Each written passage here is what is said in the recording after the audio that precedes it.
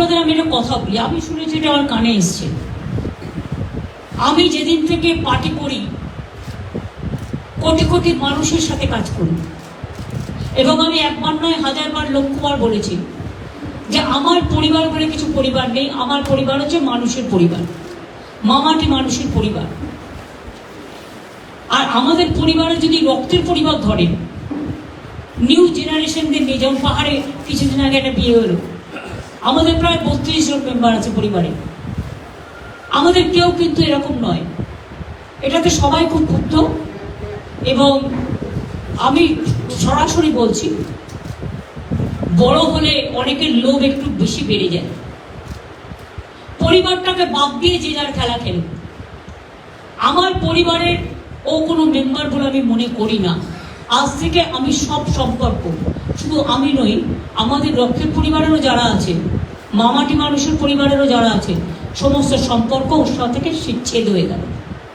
আজ থেকে কোনো রিলেশন আমার ভাই হিসেবে কেউ পরিচয় দেবেন না।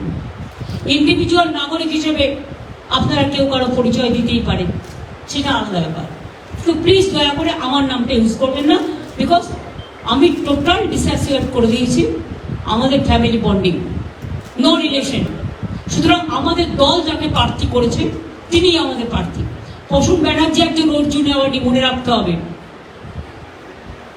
প্রসূন ব্যানার্জি দাঁড়ান, শৈলেন মান্না থেকে শুরু করে মোহনবাগান, এই জায়গাটা হচ্ছে হাওড়া।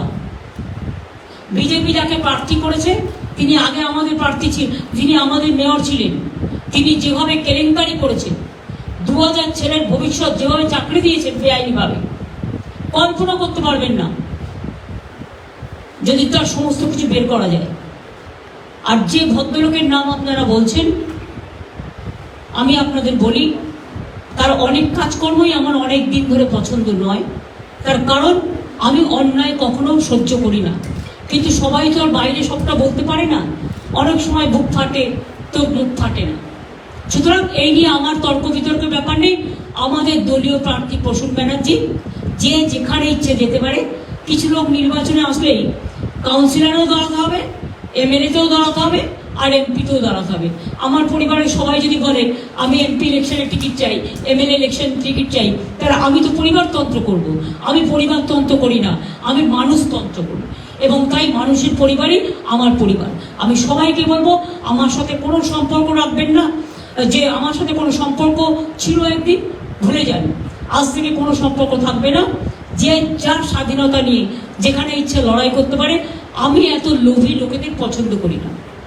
শুধু আজকে নয়, প্রত্যেকটা ইলেকশনই আমাকে অনেক অশান্তি করেছে, অথচ নিজেদের ছোটবেলাটা ভুলে গেছে। আমার বলা উচিত নয়। আমি অভিষেককে বলছিলাম যে বাবা যখন মারা গেছে, ওর বয়স ছিল 2.5 বছর, আমি 45 টাকা পেতাম, দুধের ডিপোয় কাজ করে মানুষ করেছি। কিন্তু তখন থেকে আমি রাজনীতিটা করতাম বলে ওকে মানুষ করতে পারিনি। হয়তো অনেককে, সবাইকে মানুষ করতে পেরেছি। আমাদের পরিবার খুব বড় পরিবার, এটা মানুষের পরিবার। কাজে এটা নিয়ে আমাকে আর আপনারা খোঁচাবেন না। আমার যা বলার আমি বলে দিয়েছি। ওর পাশে যেন আমাদের পরিবারের কোনো নাম না থাকে। নমস্কার, আমি বাবুন বন্দ্যোপাধ্যায়। আমি নেত্রী মমতা বন্দ্যোপাধ্যায়ের ভাই। আমি বিজেপিতে যাচ্ছি, এটা একটা ফেক নিউজ। আমি বিশ্বাস করি মমতা বন্দ্যোপাধ্যায় পশ্চিমবঙ্গে যতদিন থাকবে ততদিন আমি মমতা বন্দ্যোপাধ্যায়ের সঙ্গে, নেত্রীর সঙ্গে থাকবো। এটা আমার জনগণের কাছে, সবার কাছে এই বার্তা আমি পৌঁছে দিলাম।